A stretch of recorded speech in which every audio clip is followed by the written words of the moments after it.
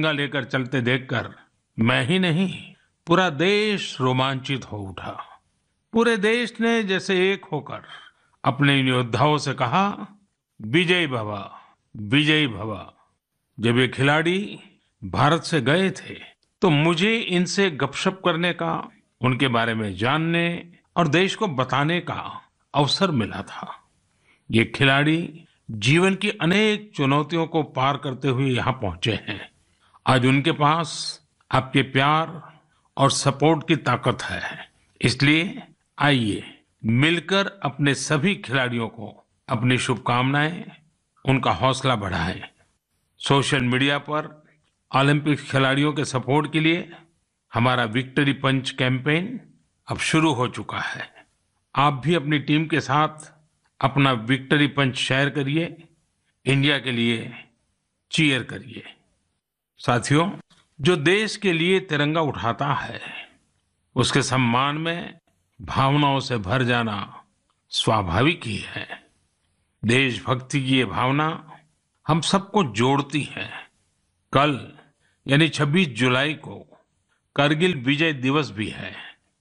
करगिल का युद्ध भारत की सेनाओं के शौर्य और संयम का ऐसा प्रतीक है जिसे पूरी दुनिया ने देखा है। इस बार ये गौरवशाली दिवस भी अमृत महोत्सव के बीच में मनाया जाएगा, इसलिए ये और भी खास हो जाता है। मैं चाहूंगा कि आप करगिल की रोमांचित कर देने वाली गाथा जरूर पढ़ें। करगिल के वीरों को हम सब नमन करें। साथियों, इस बार 15 अगस्त को देश अपनी आजादी के 75वें साल में प्रवेश कर रहा है। ये हमारा बहुत बड़ा सौभाग्य है कि जिस आजादी के लिए देश ने सदियों का इंतजार किया, उसके 75 वर्ष होने के हम साक्षी बन रहे हैं। आपको याद होगा, आजादी के 75 साल मनाने के लिए 12 मार्च को बापू के साबरमती आश्रम से अमृत महोत्सव की शुरुआत हुई थी। इसी दिन बापू की दांडी यात्रा को भी पुनर्जीवित किया गया था। तब से जम्मू कश्मीर से लेकर पुडुचेरी तक, गुजरात से लेकर पूर्वोत्तर तक देश भर में अमृत महोत्सव से जुड़े कार्यक्रम चल रहे हैं। कई ऐसी घटनाएं, ऐसे स्वाधीनता सेनानी जिनका योगदान तो बहुत बड़ा है लेकिन उतनी चर्चा नहीं हो पाई, आज लोग उनके बारे में भी जान पा रहे हैं। अब जैसे मोइरांग डे को ही लीजिए। मणिपुर का छोटा सा कस्बा मोइरांग कभी नेताजी सुभाष चंद्र बोस की इंडियन नेशनल आर्मी यानी आईएनए का एक प्रमुख ठिकाना था। यहाँ आजादी के पहले ही आईएनए के कर्नल शौकत मलिक जी ने झंडा फहराया था। अमृत महोत्सव के दौरान 14 अप्रैल को उसी मोइरांग में एक बार फिर तिरंगा फहराया गया। ऐसे कितने ही स्वाधीनता सेनानी और महापुरुष हैं जिन्हें अमृत महोत्सव में देश याद कर रहा है। सरकार और सामाजिक संगठनों की तरफ से भी लगातार इससे जुड़े कार्यक्रम आयोजित किए जा रहे हैं। ऐसा ही एक आयोजन इस बार 15 अगस्त को होने जा रहा है। ये एक प्रयास है राष्ट्रगान से जुड़ा हुआ। सांस्कृतिक मंत्रालय की कोशिश है कि इस दिन ज्यादा से ज्यादा भारतवासी मिलकर राष्ट्रगान गाएं। इसके लिए एक वेबसाइट भी बनाई गई है, राष्ट्रगान.in। इस वेबसाइट की मदद से आप राष्ट्रगान गाकर उसे रिकॉर्ड कर पाएंगे, इस अभियान से जुड़ पाएंगे। मुझे उम्मीद है आप इस अनोखी पहल से जरूर जुड़ेंगे। इसी तरह के बहुत सारे अभियान, बहुत सारे प्रयास आपको आने वाले दिनों में देखने को मिलेंगे। अमृत महोत्सव किसी सरकार का कार्यक्रम नहीं, किसी राजनीतिक दल का कार्यक्रम नहीं, यह कोटि कोटि भारतवासियों का कार्यक्रम है। हर स्वतंत्र और कृतज्ञ भारतीय का अपने स्वतंत्रता सेनानियों को नमन है। और इस महोत्सव की मूल भावना का विस्तार तो बहुत विशाल है। ये भावना है अपने स्वाधीनता सेनानियों के मार्ग पर चलना, उनके सपनों का देश बनाना।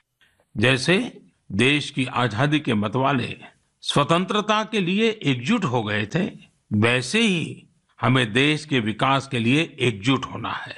हमें देश के लिए जीना है, देश के लिए काम करना है और इसमें छोटे छोटे प्रयास भी बड़े नतीजे ला देते हैं। रोज के कामकाज करते हुए भी हम राष्ट्र निर्माण कर सकते हैं। जैसे वोकल फॉर लोकल, हमारे देश के स्थानीय उद्यमियों, आर्टिस्टों, शिल्पकारों, बुनकरों को सपोर्ट करना हमारे सहज स्वभाव में होना चाहिए। 7 अगस्त को आने वाला नेशनल हैंडलूम डे एक ऐसा अवसर है जब हम प्रयास पूर्वक भी ये काम कर सकते हैं। नेशनल हैंडलूम डे के साथ बहुत ऐतिहासिक पृष्ठभूमि जुड़ी हुई है। इसी दिन 1905 में स्वदेशी आंदोलन की शुरुआत हुई थी। साथियों, हमारे देश के ग्रामीण और आदिवासी इलाकों में हैंडलूम कमाई का बहुत बड़ा साधन है। ये ऐसा क्षेत्र है जिससे लाखों महिलाएं, लाखों बुनकर, लाखों शिल्पी जुड़े हुए हैं। आपके छोटे छोटे प्रयास बुनकरों में एक नई उम्मीद जगाएंगे। आप स्वयं कुछ न कुछ खरीदें और अपनी बात दूसरों को भी बताएं। और जब हम आजादी के 75 साल मना रहे हैं, तब तो इतना करना हमारी जिम्मेवारी बनती ही है भाइयों। आपने देखा होगा, साल 2014 के बाद से ही मन की बात में हम अक्सर खादी की बात करते हैं। ये आपका ही प्रयास है कि आज देश में खादी की बिक्री कई गुना बढ़ गई है। क्या कोई सोच सकता था कि खादी के किसी स्टोर से एक दिन में 1 करोड़ रुपए से अधिक की बिक्री हो सकती है? लेकिन आपने ये भी कर दिखाया है। आप जब भी कहीं पर खादी का कुछ खरीदते हैं तो इसका लाभ हमारे गरीब बुनकर भाइयों बहनों को ही होता है। इसलिए खादी खरीदना एक तरह से जन सेवा भी है, देश सेवा भी है। मेरा आपसे आग्रह है कि आप सभी मेरे प्यारे भाइयों बहनों, ग्रामीण इलाकों में बन रहे हैंडलूम प्रोडक्ट्स जरूर खरीदें और उसे #myhandloom_mypride के साथ शेयर करें। साथियों, बात जब आजादी के आंदोलन और खादी की हो तो पूज्य बापू का स्मरण होना स्वाभाविक है। जैसे बापू के नेतृत्व में भारत छोड़ो आंदोलन चला था, वैसे ही आज हर देशवासी को भारत जोड़ो आंदोलन का नेतृत्व करना है। यह हमारा कर्तव्य है कि हम अपना काम ऐसे करें जो विविधताओं से हमारे भारत को जोड़ने में मददगार हो। तो आइए हम अमृत महोत्सव को ये अमृत संकल्प लें कि देश ही हमारी सबसे बड़ी आस्था, सबसे बड़ी प्राथमिकता बना रहेगा। नेशन फर्स्ट, ऑलवेज फर्स्ट के मंत्र के साथ ही हमें आगे बढ़ना है। मेरे प्यारे देशवासियों, आज मैं मन की बात सुन रहे मेरे युवा साथियों का विशेष आभार व्यक्त करना चाहता हूं। अभी कुछ दिन पहले ही माय गॉव की ओर से मन की बात के श्रोताओं को लेकर एक स्टडी की गई थी। इस स्टडी में ये देखा गया कि मन की बात के लिए संदेश और सुझाव भेजने वालों में प्रमुखतः कौन लोग हैं। स्टडी के बाद ये जानकारी सामने आई कि संदेश और सुझाव भेजने वालों में से करीब करीब 75% लोग 35 वर्ष की आयु से कम के होते हैं। यानी भारत की युवा शक्ति के सुझाव मन की बात को दिशा दे रहे हैं। मैं इसे बहुत अच्छे संकेत के रूप में देखता हूं। मन की बात एक ऐसा माध्यम है जहां सकारात्मकता है, संवेदनशीलता है। मन की बात में हम पॉजिटिव बातें करते हैं। इसका कैरेक्टर कलेक्टिव है। सकारात्मक विचारों और सुझावों के लिए भारत के युवाओं की ये सक्रियता मुझे आनंदित करती है। मुझे इस बात की भी खुशी है कि मन की बात के माध्यम से मुझे युवाओं के मन को भी जानने का अवसर मिलता है। साथियों, आप लोगों से मिले सुझाव ही मन की बात की असली ताकत है। आपके सुझाव ही मन की बात के माध्यम से भारत की विविधता को प्रकट करते हैं। भारतवासियों के सेवा और त्याग की खुशबू को चारों दिशाओं में फैलाते हैं। हमारे मेहनत कश युवाओं के इनोवेशन से सबको प्रेरित करते हैं। मन की बात में आप कई तरह के आइडियाज भेजते हैं। हम सभी पर तो चर्चा नहीं कर पाते, लेकिन उनमें से बहुत से आइडियाज को मैं संबंधित विभागों को जरूर भेजता हूं, ताकि उन पर आगे काम किया जा सके। साथियों, मैं आपको साई प्रणीत जी के प्रयासों के बारे में बताना चाहता हूं। साई प्रणीत जी एक सॉफ्टवेयर इंजीनियर है, आंध्र प्रदेश के रहने वाले हैं। पिछले वर्ष उन्होंने देखा कि उनके यहाँ मौसम की मार की वजह से किसानों को काफी नुकसान उठाना पड़ा था। मौसम विज्ञान में उनकी दिलचस्पी बरसों से थी, इसलिए उन्होंने अपनी दिलचस्पी और अपने टैलेंट को किसानों की भलाई के लिए इस्तेमाल करने का फैसला किया। अब वे अलग अलग डेटा सोर्सेज से वेदर डेटा खरीदते हैं, उसका विश्लेषण करते हैं और स्थानीय भाषा में अलग अलग माध्यमों से किसानों के पास जरूरी जानकारी पहुंचाते हैं। वेदर अपडेट्स के अलावा प्रणीत जी अलग अलग क्लाइमेट कंडीशंस में लोगों को क्या करना चाहिए गाइडेंस भी देते हैं। खासकर बाढ़ से बचने के लिए या फिर तूफान या बिजली गिरने पर कैसे बचा जाए, इस बारे में भी वो लोगों को बताते हैं। साथियों, एक और इस नौजवान सॉफ्टवेयर इंजीनियर का ये प्रयास दिल को छूने वाला है, तो दूसरी ओर हमारे एक साथी के द्वारा किया जा रहा टेक्नोलॉजी का उपयोग भी आपको अचंभित कर देगा। ये साथी हैं ओडिशा के संबलपुर जिले के एक गांव में रहने वाले श्रीमान इसाक मुंडा जी। इसाक जी कभी एक दिहाड़ी मजदूर के रूप में काम करते थे, लेकिन अब वे एक इंटरनेट सेंसेशन बन गए हैं। अपने यूट्यूब चैनल से वो काफी रुपये कमा रहे हैं। वे अपने वीडियोस में स्थानीय व्यंजन, पारंपरिक खाना बनाने के तरीके, अपने गांव, अपनी लाइफस्टाइल, परिवार और खान पान की आदतों को प्रमुखता से दिखाते हैं। एक यूट्यूबर के रूप में उनकी यात्रा मार्च 2020 में शुरू हुई थी, जब उन्होंने ओडिशा के मशहूर स्थानीय व्यंजन पखाल से जुड़ा एक वीडियो पोस्ट किया था। तब से वे सैकड़ों वीडियो पोस्ट कर चुके हैं। उनका यह प्रयास कई कारणों से सबसे अलग है, खासकर इसलिए कि इससे शहरों में रहने वाले लोगों को वो जीवन शैली देखने का अवसर मिलता है जिसके बारे में वे बहुत कुछ नहीं जानते।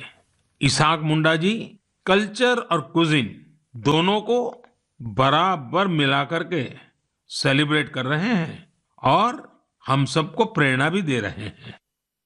साथियों, जब हम टेक्नोलॉजी की चर्चा कर रहे हैं तो मैं एक और इंटरेस्टिंग विषय की चर्चा करना चाहता हूं।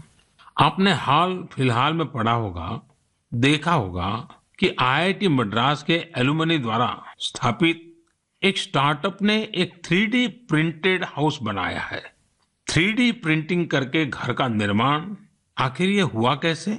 दरअसल इस स्टार्टअप ने सबसे पहले 3D प्रिंटर में एक 3 डायमेंशनल डिजाइन को फीड किया और फिर एक विशेष प्रकार के कंक्रीट के माध्यम से लेयर बाय लेयर एक 3D स्ट्रक्चर फैब्रिकेट कर दिया। आपको यह जानकर खुशी होगी कि देश भर में इस प्रकार के कई प्रयोग हो रहे हैं। एक समय था जब छोटे छोटे कंस्ट्रक्शन के काम में भी वर्षों लग जाते थे, लेकिन आज टेक्नोलॉजी की वजह से भारत में स्थिति बदल रही है। कुछ समय पहले हमने दुनिया भर की ऐसी इनोवेटिव कंपनीज को आमंत्रित करने के लिए एक global housing technology challenge launch किया था। ये देश में अपनी तरह का अलग तरह का अनोखा प्रयास है, इसलिए हमने इन्हें लाइट हाउस प्रोजेक्ट्स का नाम दिया। फिलहाल देश में 6 अलग अलग जगहों पर लाइट हाउस प्रोजेक्ट्स पर तेजी से काम चल रहा है। इन लाइट हाउस प्रोजेक्ट्स में मॉडर्न टेक्नोलॉजी और इनोवेटिव तौर तरीकों का इस्तेमाल किया जाता है।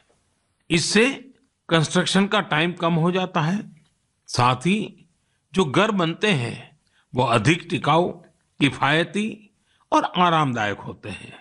मैंने हाल ही में ड्रोन्स के जरिए इन प्रोजेक्ट्स की समीक्षा भी की और कार्य की प्रगति को लाइव देखा। इंदौर के प्रोजेक्ट में ब्रिक और मोर्टार वॉल्स की जगह pre fabricated sandwich panel system का इस्तेमाल किया जा रहा है। राजकोट में लाइट हाउस फ्रेंच टेक्नोलॉजी से बनाए जा रहे हैं, जिनमें टनल के जरिए मोनोलिथिक कंक्रीट कंस्ट्रक्शन टेक्नोलॉजी का इस्तेमाल हो रहा है। इस टेक्नोलॉजी से बने घर आपदाओं का सामना करने में कहीं अधिक सक्षम होंगे। चेन्नई में अमेरिका और फिनलैंड की technologies precast concrete system का उपयोग किया जा रहा है। इससे मकान जल्दी भी बनेंगे और लागत भी कम आएगी। रांची में जर्मनी के 3D कंस्ट्रक्शन सिस्टम का प्रयोग करके घर बनाए जाएंगे।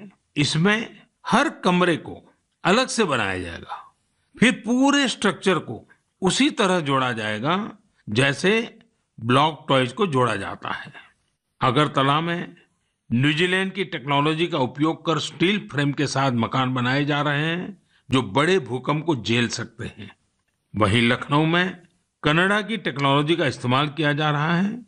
इसमें प्लास्टर और पेंट की जरूरत नहीं होगी और तेजी से घर बनाने के लिए पहले से ही तैयार दीवारों का प्रयोग किया जाएगा। साथियों, आज देश में ये प्रयास हो रहा है कि ये प्रोजेक्ट इंक्यूबेशन सेंटर्स की तरह काम करे। इससे हमारे प्लानर्स, आर्किटेक्ट्स, इंजीनियर्स और स्टूडेंट्स नई टेक्नोलॉजी को जान सकेंगे और उसका एक्सपेरिमेंट भी कर पाएंगे। मैं इन बातों को खास तौर पर अपने युवाओं के लिए साझा कर रहा हूं ताकि हमारे युवा राष्ट्र हित में टेक्नोलॉजी के नए नए क्षेत्रों की ओर प्रोत्साहित हो सके। मेरे प्यारे देशवासियों, आपने अंग्रेजी की एक कहावत सुनी होगी, to learn is to grow, यानी सीखना ही आगे बढ़ना है। जब हम कुछ नया सीखते हैं तो हमारे लिए प्रगति के नए नए रास्ते खुद ब खुद खुल जाते हैं। जब भी कहीं लीक से हटकर कुछ नया करने का प्रयास हुआ है, मानवता के लिए नए द्वार खुले हैं, एक नए युग का आरंभ हुआ है। और आपने देखा होगा, जब कहीं कुछ नया होता है तो उसका परिणाम हर किसी को आश्चर्यचकित कर देता है। अब जैसे कि अगर मैं आपसे पूछूं कि वो कौन से राज्य हैं जिन्हें आप सेब, एप्पल के साथ जोड़ेंगे, तो जाहिर है कि आपके मन में सबसे पहले हिमाचल प्रदेश, जम्मू कश्मीर और उत्तराखंड का नाम आएगा। पर अगर मैं कहूं कि इस लिस्ट में आप मणिपुर को भी जोड़ दीजिए तो शायद आप आश्चर्य से भर जाएंगे। कुछ नया करने के जज्बे से भरे युवाओं ने मणिपुर में ये कारनामा कर दिखाया है। आजकल मणिपुर के उखरुल जिले में सेब की खेती जोर पकड़ रही है। यहाँ के किसान अपने बागानों में सेब उगा रहे हैं। सेब उगाने के लिए इन लोगों ने बाकायदा हिमाचल जाकर ट्रेनिंग भी ली है। इनमें से एक हैं टीएस रिंग फामियोंग। ये पैसे से एक एरोनॉटिकल इंजीनियर है। उन्होंने अपनी पत्नी श्रीमती टीएस एंजल के साथ मिलकर सेब की पैदावार की है। इसी तरह अवुंगशी शिमरे ऑगस्टिन ने भी अपने बागान में सेब का उत्पादन किया है। अवुंगशी दिल्ली में जॉब करती थी।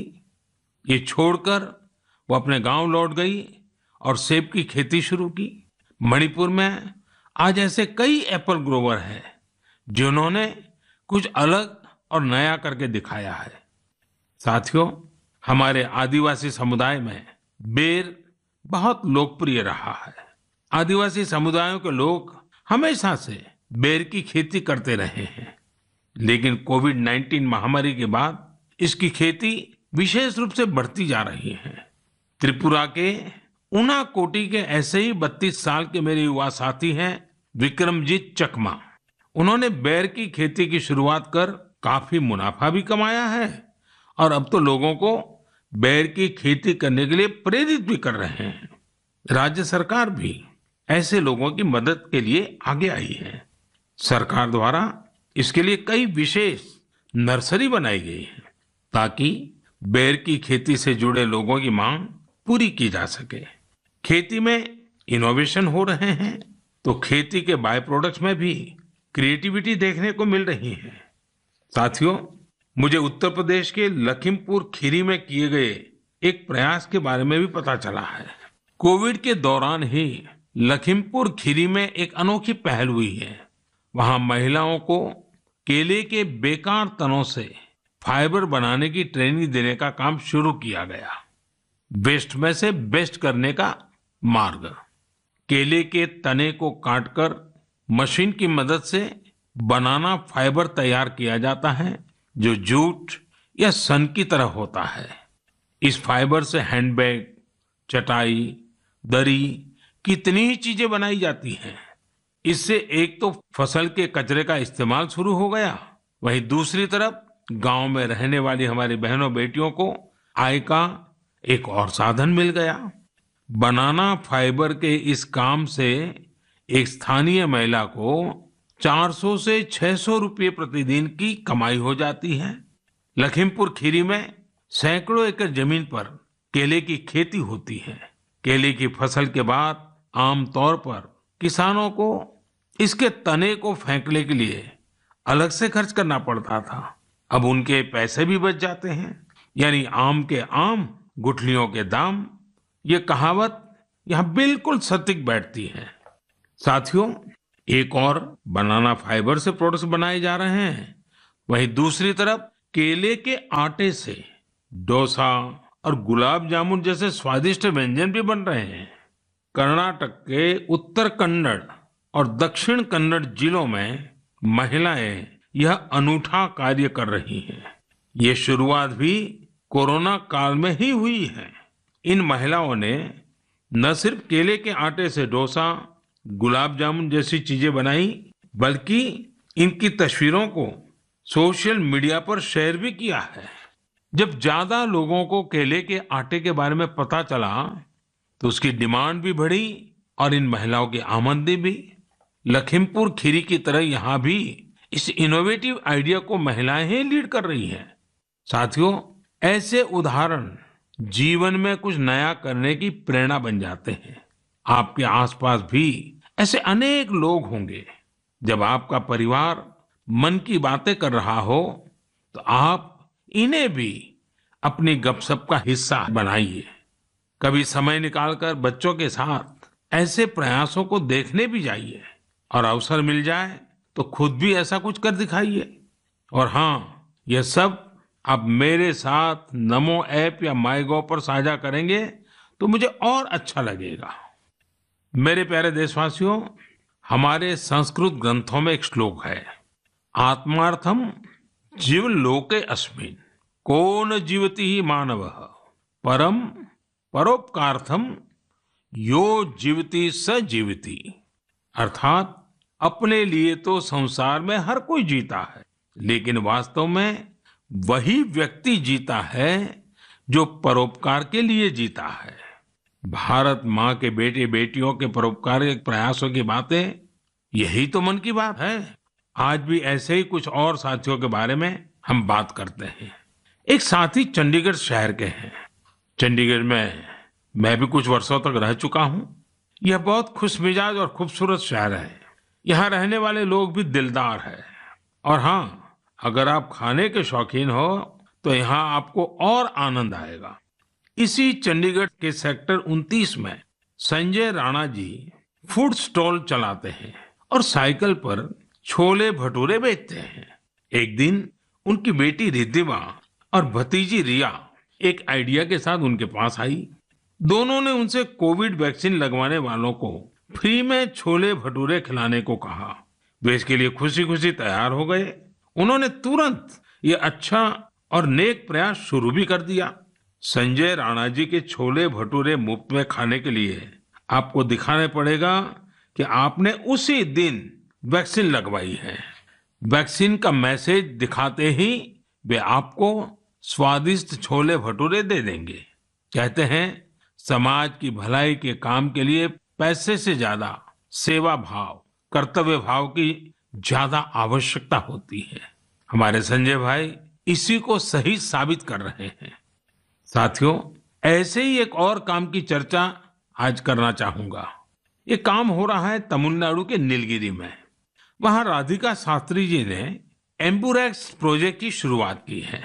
इस प्रोजेक्ट का मकसद है पहाड़ी इलाकों में मरीजों को इलाज के लिए आसान ट्रांसपोर्ट उपलब्ध कराना। राधिका कुन्नूर में एक कैफे चलाती है। उन्होंने अपने कैफे के साथियों से एम्बुरेक्स के लिए फंड जुटाया। नीलगिरी पहाड़ियों पर आज 6 एम्बुरेक्स सेवारत हैं और दूर दराज के हिस्सों में इमरजेंसी के समय मरीजों के काम आ रही हैं। एम्बुरेक्स में stretcher, oxygen cylinder, first aid box जैसी कई चीजों की व्यवस्था है। साथियों, संजय जी हो या राधिका जी, इनके उदाहरणों से पता चलता है कि हम अपना कार्य, अपना व्यवसाय, नौकरी करते करते भी सेवा के कार्य कर सकते हैं। साथियों, कुछ दिन पहले एक बहुत ही इंटरेस्टिंग और बहुत ही इमोशनल इवेंट हुआ, जिससे भारत जॉर्जिया मैत्री को नई मजबूती मिली। इस समारोह में भारत ने सेंट क्वीन केटेवान के होली रेलिक यानी उनके पवित्र स्मृति चिन्ह को जॉर्जिया की सरकार और वहां की जनता को सौंपा। इसके लिए हमारे विदेश मंत्री स्वयं वहां गए थे। बहुत ही भावुक माहौल में हुए इस समारोह में जॉर्जिया के राष्ट्रपति, प्रधानमंत्री, अनेक धर्मगुरु और बड़ी संख्या में जॉर्जिया के लोग उपस्थित थे। इस कार्यक्रम में भारत की प्रशंसा में जो शब्द कहे गए वो बहुत ही यादगार है। इस एक समारोह ने दोनों देशों के साथ ही गोवा और जॉर्जिया के बीच के संबंधों को भी और प्रगाढ़ कर दिया है। ऐसा इसलिए क्योंकि सेंट क्वीन केटेवान के ये पवित्र अवशेष 2005 में गोवा के सेंट ऑगस्टिन चर्च से मिले थे। साथियों, आपके मन में सवाल होगा कि ये सब क्या है, ये कब और कैसे हुआ? दरअसल ये आज से 400-500 साल पहले की बात है। क्वीन केटेवान जॉर्जिया के राज परिवार की बेटी थी। 10 साल के कारावास के बाद 1624 में वो शहीद हो गई थी। एक प्राचीन पुर्तगाली दस्तावेज के मुताबिक सेंट क्वीन केटेवान की अस्थियों को ओल्ड गोवा के सेंट ऑगस्टिनियन कॉन्वेंट पे रखा गया था, लेकिन लंबे समय तक यह माना जाता रहा कि गोवा में दफनाए गए उनके अवशेष 1930 के भूकंप में गायब हो गए थे। भारत सरकार और जॉर्जिया के इतिहासकारों, रिसर्चर्स, आर्कियोलॉजिस्ट और जॉर्जियन चर्च के दशकों के अथक प्रयासों के बाद 2005 में उन पवित्र अवशेषों को खोजने में सफलता मिली थी। यह विषय जॉर्जिया के लोगों के लिए बहुत ही भावनात्मक है। इसलिए उनके हिस्टोरिकल, रिलीजियस और स्पिरिचुअल सेंटिमेंट्स को ध्यान में रखते हुए भारत सरकार ने इन अवशेषों का एक अंश जॉर्जिया के लोगों को भेंट में देने का निर्णय लिया। भारत और जॉर्जिया के साझे इतिहास के इस अनूठे पक्ष को संजोए रखने के लिए मैं आज गोवा के लोगों को हृदय से धन्यवाद देना चाहूंगा। गोवा कई महान आध्यात्मिक धरोहरों की भूमि रही है। सेंट ऑगस्टिन चर्च यूनेस्को की world heritage site, churches and convents of Goa का एक हिस्सा है। मेरे प्यारे देशवासियों, जॉर्जिया से अब मैं आपको सीधे सिंगापुर लेकर चलता हूं, जहां इस महीने की शुरुआत में एक और गौरवशाली अवसर सामने आया। सिंगापुर के प्रधानमंत्री और मेरे मित्र ली सेन लुंग ने हाल ही में रिनोवेट किए गए सिलाट रोड गुरुद्वारा का उद्घाटन किया। उन्होंने पारंपरिक सिख पगड़ी भी पहनी थी। यह गुरुद्वारा लगभग 100 साल पहले बना था और यहाँ भाई महाराज सिंह को समर्पित एक स्मारक भी है। भाई महाराज सिंह जी ने भारत की स्वतंत्रता के लिए लड़ाई लड़ी थी और ये पल आजादी के 75 साल मना रहे हैं तब और अधिक प्रेरक बन जाता है। दो देशों के बीच पीपल टू पीपल कनेक्ट उसे मजबूती ऐसी ही बातों, ऐसे ही प्रयासों से मिलती है। इनसे यह भी पता चलता है कि सौहार्दपूर्ण माहौल में रहने और एक दूसरे की संस्कृति को समझने का कितना महत्व है। मेरे प्यारे देशवासियों, आज मन की बात में हमने अनेक विषयों की चर्चा की। एक और विषय है जो मेरे दिल के बहुत करीब है। ये विषय है जल संरक्षण का। मेरा बचपन जहां गुजरा वहां पानी की हमेशा से किल्लत रहती थी। हम लोग बारिश के लिए तरसते थे और इसलिए पानी की एक एक बूंद बचाना हमारे संस्कारों का हिस्सा रहा है। अब जनभागीदारी से जल संरक्षण इस मंत्र ने वहां की तस्वीर बदल दी है। पानी की एक एक बूंद को बचाना, पानी की किसी भी प्रकार की बर्बादी को रोकना, ये हमारी जीवन शैली का एक सहज हिस्सा बन जाना चाहिए। हमारे परिवारों की ऐसी परंपरा बन जानी चाहिए जिससे हर एक सदस्य को गर्व हो। साथियों, प्रकृति और पर्यावरण की रक्षा भारत के सांस्कृतिक जीवन में, हमारे दैनिक जीवन में रचा बसा हुआ है। वहीं बारिश और मानसून हमेशा से हमारे विचारों, हमारी फिलॉसफी और हमारी सभ्यता को आकार देते आए हैं। ऋतु संहार और मेघदूत में महाकवि कालिदास ने वर्षा को लेकर बहुत ही सुंदर वर्णन किया है। साहित्य प्रेमियों के बीच ये कविताएं आज भी बेहद लोकप्रिय हैं। ऋग्वेद के पर्जन्य सूक्तम में भी वर्षा के सौंदर्य का खूबसूरती से वर्णन है। इसी तरह श्रीमद् भागवत में भी काव्यात्मक रूप से पृथ्वी, सूर्य और वर्षा के बीच के संबंधों को विस्तार दिया गया है। अष्टौ मासान् निपीतं यद भूम्याः च ओदमयं वसु स्वगोभिः मक्तुम आरेभे पर्जन्य काल आगते। अर्थात सूर्य ने 8 महीने तक जल के रूप में पृथ्वी की संपदा का दोहन किया था। अब मानसून के मौसम में सूर्य इस संचित संपदा को पृथ्वी को वापस लौटा रहा है। वाकई मानसून और बारिश का मौसम सिर्फ खूबसूरत और सुहाना ही नहीं होता, बल्कि यह पोषण देने वाला, जीवन देने वाला भी होता है। वर्षा का पानी जो हमें मिल रहा है वो हमारी भावी पीढ़ियों के लिए है। यह हमें कभी भूलना नहीं चाहिए। आज मेरे मन में ये विचार आया कि क्यों न इन रोचक संदर्भों के साथ ही मैं अपनी बात समाप्त करूं। आप सभी को आने वाले पर्वों की बहुत बहुत शुभकामनाएं। पर्व और उत्सवों के समय ये जरूर याद रखिएगा कि कोरोना अभी हमारे बीच से गया नहीं है। कोरोना से जुड़े प्रोटोकॉल आपको भूलने नहीं है। आप स्वस्थ और प्रसन्न रहें। बहुत बहुत